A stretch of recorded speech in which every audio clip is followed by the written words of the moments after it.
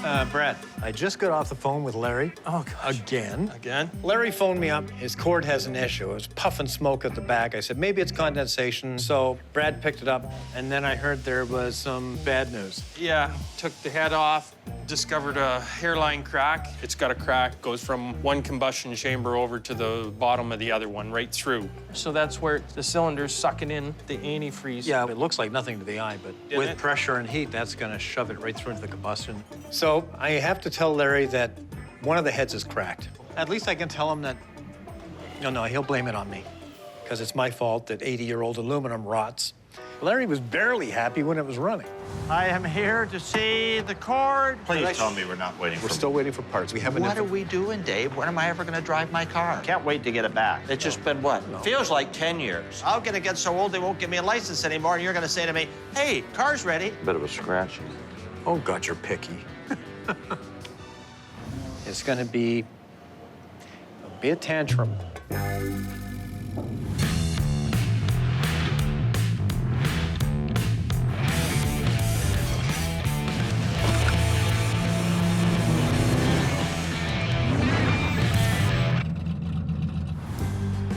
So Larry's finally out of my hair. He and his wife picked up. They moved from Ontario all the way out to BC. So as a result, we're wrapping up Larry's projects. The Delahaye, which is a mutual project, we're getting that all finished and ready to go. And the cord, well, that's getting finished up too. I'll tell you right now, he's not gonna be happy. In a lot of cases, when you have a crack in one of the valve heads, in a 1920s or 30s car, it's a cast iron head. It's really easy to fix. They can be in pieces and we can still fix them. You know what? I don't think we can repair this because look at this thing's been planed multiple times. Yep. It's way too thin. The cords had aluminum heads, and that aluminum was of very poor quality, and it gets machined over its lifetime. It gets thinner and thinner. There's nothing there. Yeah, like this one's the worst. And the thinner it is, the more prone to fracturing. And that's where we are with this. I mean, you have to take a die grinder and just find every place it's going to erupt in the next couple of years. So Brad has managed to locate some fresh heads, and I'm praying that when they come in, they're serviceable. Yeah, because, I mean, we could buy one, and it could be like this or worse. Yeah, so new head, new gasket, keep our fingers crossed, and he should be happy. No. I've known Larry a long time, 30 years. Seems a lot longer. Hey, Larry. Hey, Dave, what's going on? I mean, we've had lots of adventures and misadventures together. There's no doubt about that. No, I don't like that bit. Let me sit here and make sure it can't get out. Don't get greasy handprints on it. It's my car anyway. Keep going, keep going. And I mean, he's a dedicated car enthusiast. I wonder if it's for sale. I tell you, if it is, I'm buying it. It's all right, and that's what's happening here. It belongs in a museum. If you could do it, you'd put it on the wall. What happened to cars? I like tractors. You and I go into cars. But as he's gotten older, older and older, Well, that was elegant. his taste refined to the point where he finally got the car of his dreams. He's had Cords before, but they were never the Cord Sportsman. That was the ultimate Cord. I like the paint job, though. It looks good, right? And he finally achieved it. And you know, when he bought the Cord, he sort of stopped collecting everything else. He was finally satisfied. He just loves driving this car. See ya. And it's broken. He won't be happy. So you say you want to own an old car. An old Cord, too. A 2-year produced car from a company that was going bankrupt. Yay. Anyway, I'll call him. Let him know. Yep.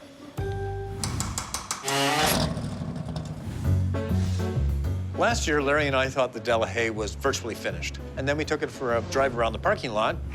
All right, here we go. Oh, boy. And, well, there were some issues with the transmission. So, not quite ready. We got first gear and reverse gear fine. When we went to shift into second, we weren't getting a positive shift. It's got this fancy electromagnetically shifted tranny, which is not working. Of course, why would it? I'd like to find out some more information on this, so at least I know what even to look for. Like, the age and the rarity of this car make it hard because there's just no information out there. It's not like you can pick up a shop manual. We have to do a lot of searching around to get very little information. Coming down. To do the restoration on this in today's day and age, I mean, these things were being restored 40 years ago. Okay, try something. Okay, there's first. Okay, I got power there. Okay, second. All right, I got power. That's telling us we got power going into the box. Right, because with everything working the way it should be here, I think that's, Yeah, I don't know. We're able to find wiring diagrams that we've gone through, which is great. Would have been nice to have this for the transmission. But there's nobody around that says, yeah, this is exactly what it was in 1948. This car being a post-war Delahaye, this is your Art Deco dream, to have everything brought back to factory spec or better. I mean, full lacquer paint job, hand rubbed, having all the proper switching inside, the proper everything. There's so many aspects to it that it just is a super difficult one to do, but super satisfying too. There's two wires that look like they run into the transmission here. I don't know if that's the main power going in. We found that the two wires going into the transmission were reversed. So we switched them around, and now we have the transmission shifting properly. But we've discovered we have a loud noise in the clutch. So you feel it in the clutch pedal, then you hear the noise when you depress the clutch. Have to take the tranny out and check to see what's going on with the clutch. Not the day for the Delahaye.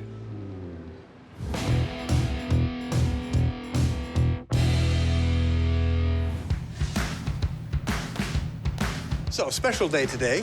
We're moving the Ferrari out of the metal shop outside. So after all this time, the Ferrari is finally going to see some sunlight. Things may look fine underneath the fluorescent light, but once you get out, you can really get the whole vision of what's going on with it. The whole impetus of this project is today. When you're building a complete car body, one of the most important things you can do in the process is to get the hell away from it. And there you can see all the little tiny adjustments that need to be made to make the car completely symmetrical one side to the other. Check the parking lights. Remember I was saying I thought they were a little different? Yeah. They are a little different. And we're talking not inches here, we're talking millimeters. See, this side is literally perfect. On the other side, we've got a little bit of a bulge. That's all going to come out single cut, and you'll just be able to Shrink it up. Yeah, shrink it up. It's okay when it's an absolutely 1950s body, but when I built it, I don't want to see that stuff. It just drives me crazy. Probably nobody would ever notice this. Yeah, once it's bodyworked and painted. Yeah, exactly. Yeah. The owner of this project wants to drive a GT in traffic. An original 250 GT California Spider is now worth in excess of $20 million. So he commissioned us to build this as something that, whilst very expensive, is repairable and you're not going to freak out every time somebody walks past it. So we're gonna give him as close to the original as we can. We started with a 330 chassis. The body is being done by hand the same way that it was done back in the late 50s and early 60s. We've got the V12 in it. Everything on this thing is Ferrari. Come a long way. Yeah. Well, this one's fought us all the way through, eh? This car has been a long time. It's almost 2 years beyond the point that we thought we would have it at this point. Had a lot of adversity with us between parts wrong and people in Italy not getting their act together. There's no way of making it any faster. So we're talking fairly insignificant adjustments. And once we've got those done, next step. I was worried we'd be cutting it in half again. Barely slept last night thinking about it.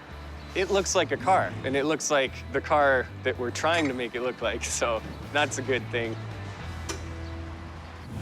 Well, boys, why don't we try something like this one? I had an old tranny upstairs. Does it fit right in there? Right in. Oh, that's unbelievable. Wow. What the heck's going on out there? How long till we finally finish the Delahaye? It's been 8 years so far. Has it been that long? I thought it was more like 10. All right, so I got the transmission out of the Delahaye here, and I've discovered some issues with the clutch release bearing. It's kind of weird. There's no real bearing on this one like in a modern one. It's like a carbon pile. When you step on the clutch, this pushes against the clutch. So it's metal running on this carbon piece here. The carbon block acts like a dry lubricant to keep it from metal to metal and everything binding and seizing. Because when the engine's running, this is turning, and that piece on the clutch is stationary, so that's what has to push in on these fingers here to release the clutch. And when we do that, we got a lot of racket, so something's going on in there. It's all chewed up, so we have to get a new release bearing. Well, these Delahaye's a pretty rare car, so trying to find a release bearing for it is going to be a chore. I sent everything upstairs, and they're trying to find me parts.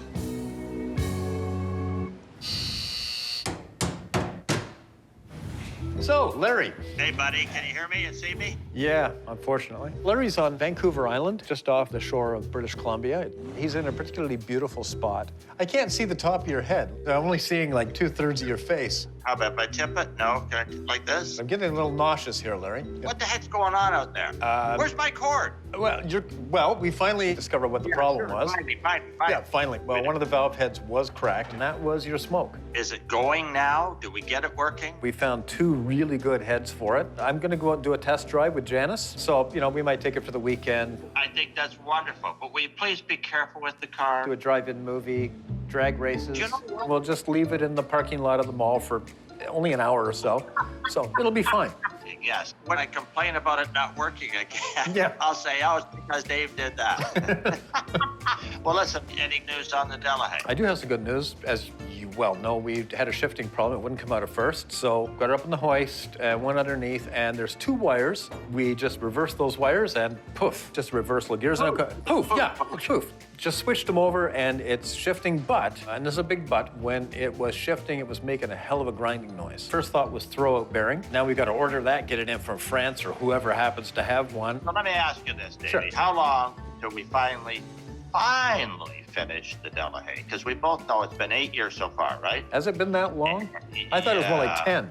It's a beautiful car, what can I say? And I just want it to go away. Well, listen, I know you're going to tell me how much you miss me. There's no sense of having any crying fits or anything else like that, you know. Oh, yeah. You can see I'm just broken up about the fact that you're 3,000 miles plus away. Yeah. You know what? Yeah. This is the perfect hugging distance for me. All right, old friend. All righty then. Talk to you. Okay, goodbye. He's gone. It's chewed up. You can see where it's chewed right into this housing here, too. Yeah, when you're working on specialty cars like the Delahaye, you just can't call up your local jobber and say, hey, send me over a throat bearing for this. They're not available. I don't know what we could do here. If we could turn it over, space it out, and reuse it. So we start looking at it and thinking, you know, maybe we can make a throat bearing, we'll put something in there, discussing it, and say, like, what could we use? We'd have to come up with something. Okay. Or, like you said, the MG. That's probably a good idea. Ooh.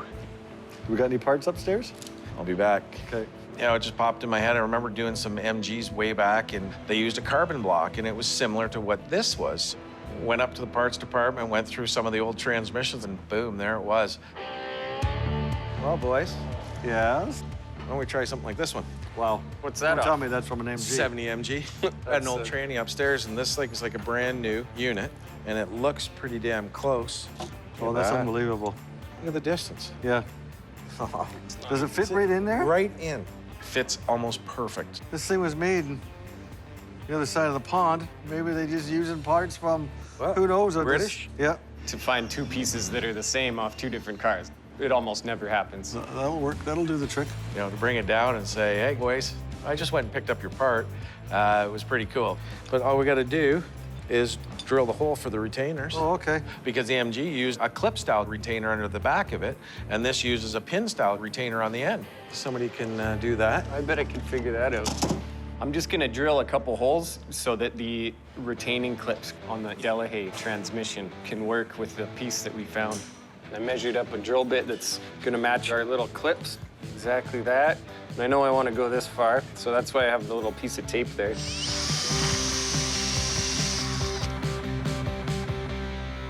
Okay, that ought to do her. All right, Ronnie, you wanna try that? Yeah, that's some. You can sort of feel the little dimple at the bottom there. Oh, It's I see that it lays into. Okay. straight in. There we go. There's strong little clips. Don't make stuff like that anymore. Something like that there. Well, part's installed and it's fitting, but it actually has to function still. Wow, that's tight, eh? You think this will work? We're talking really fine tolerances. It doesn't need to pivot much, though. No, I should be able to get the clutch adjusted okay. It's amazing we found that upstairs. That's crazy. MG part. Anyway, Ron's gonna start throwing her back together, and with any luck, we'll find out soon if it's gonna work. so we'll see how it goes. We imported this leather from Italy because they don't use barbed wire fences. If you bought the leather here in North America, you're gonna see scars, and that'll show up in the leather down the road.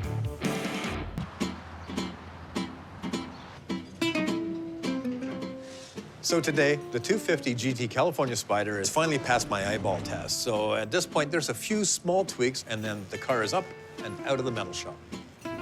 Dan started to wrap the Ferrari's dashboard in black leather, and now he's doing the final pieces on it. This has been a long time coming. This is the whole piece. The whole thing is one piece of leather. And because it's a dashboard, you're gonna be seeing it the whole time you're in the car, so it has to be good leather. So we imported this leather from Italy because they don't use barbed wire fences, and when the cow rubs up against the fence, it'll get a cut, and that'll show up in the leather down the road. If you bought the leather here in North America, you're liable to get 10 to 12 scratches for one hide. The hard part was the gauges here. Once you get these nice and smooth, it's just a question of getting everything stretched. But you can't stretch too much because the sun's going to shrink it. You have to stretch it just enough to lay it flat, but no chance of it coming apart in the sun. Then there's a plate that goes over. We made a cardboard template, and then I give it to the metal shop, and then they make the actual piece out of metal. Dan, here you go. Hold on. Here's that piece for you.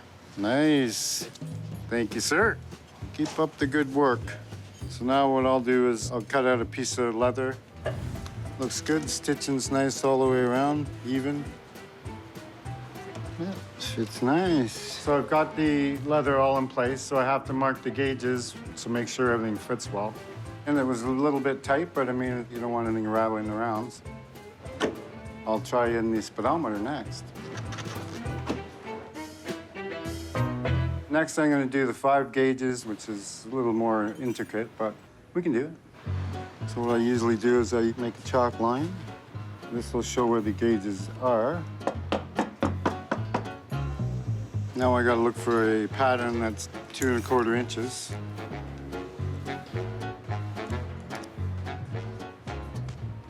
So Doug actually took my pattern and made the piece that goes in the dash. I put the leather onto the metal. Now I'll have to cut the middle circles out, then I'll see how it fits with the gauges. Well, that's looking pretty damn good. Yeah, fits perfect. Beautiful. It's coming together. Won't be long before we step on the gas. Sweet. I think that looks great. It's amazing that's all made by hand. Are the wheels turning? Yeah. Like, what gear is it in, though? I'm in neutral here. It went into gear, but now it doesn't seem to have a neutral. You know, I'm never nervous driving anything. I'm nervous to drive this today, because if I do anything wrong, my life will be over. Oh! All right, let's hope this works. So we're ready to start up the Delahaye. I'm gonna check and see if this clutch is going to work. Is there any contact?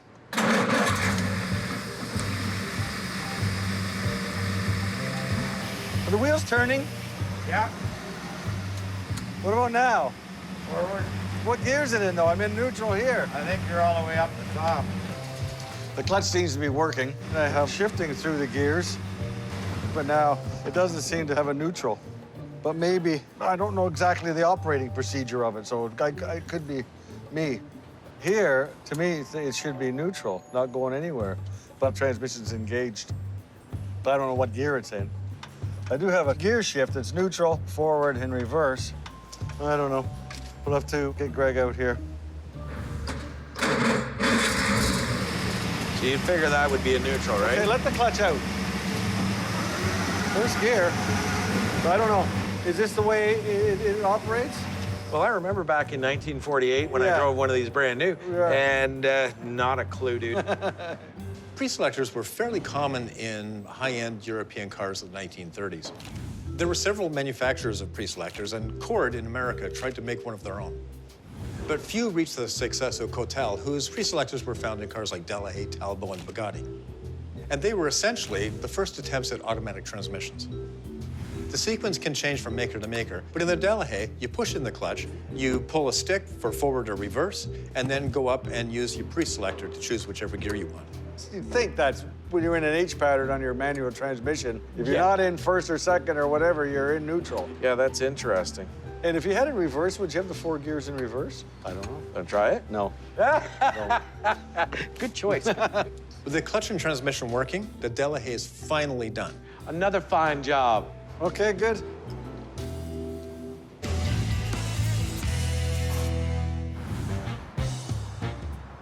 We're going for a test drive? Well, yeah. I've got to take Larry's Cord out for a drive. We've found some new valve heads, we've installed them. Hopefully everything will be just fine.